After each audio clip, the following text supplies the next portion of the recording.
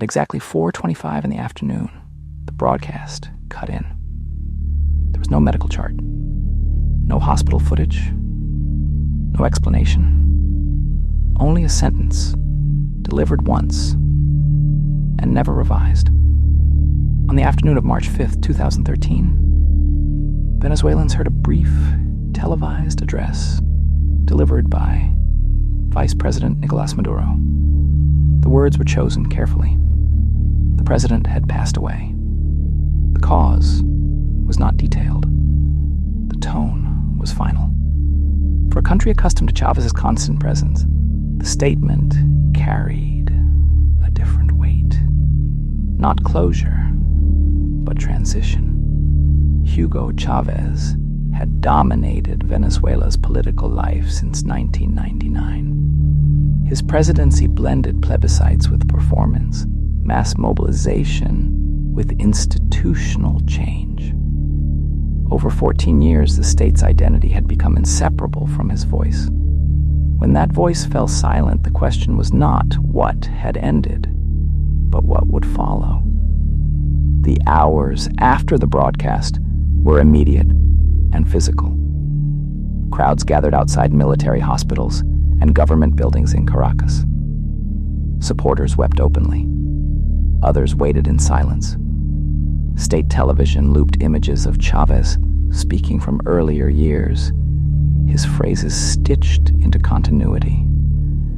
The public ritual filled the vacuum before institutions could.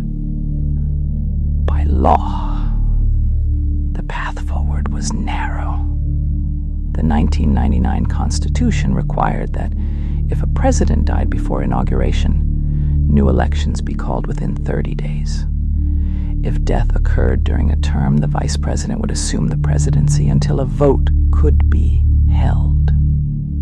Chávez had been re-elected in October 2012, but he had not been sworn in for his new term due to illness. The legal line between before and during was suddenly decisive.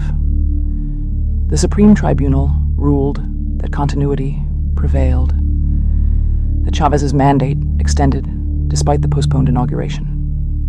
Maduro was named interim president. The decision resolved procedure, but not politics. In the streets, grief blended with loyalty. State officials called for unity. Opposition leaders questioned the interpretation. The country moved forward without consensus. The mourning itself became a test of power. Chávez's body lay in state, first at the military academy, and later along a route that drew hundreds of thousands. The ceremonies were prolonged. The language of farewell merged with calls to defend a legacy.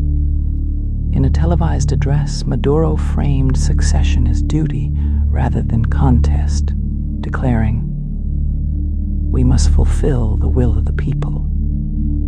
Yet the people were divided. For supporters, Chávez had been protector and proof of dignity, of redistribution, of defiance.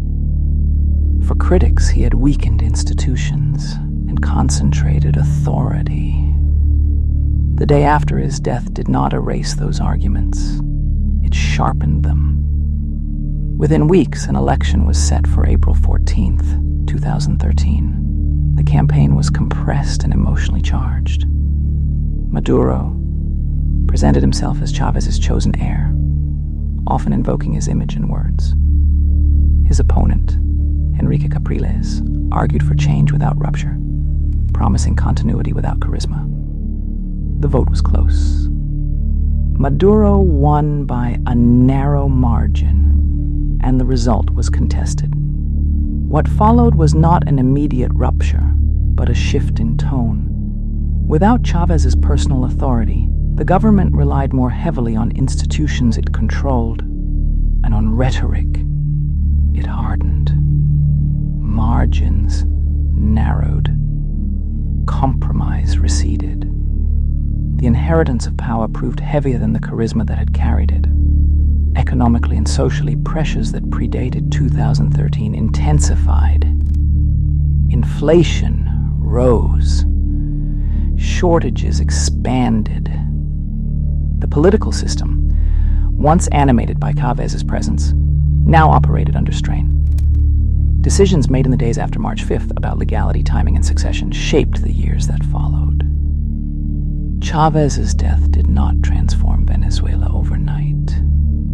The transformation occurred the next morning, as announcements replaced appearances, as crowds filled the space once occupied by a single voice, and as the state learned to govern without its central figure. A country does not change when a leader dies. It changes when the inheritance begins.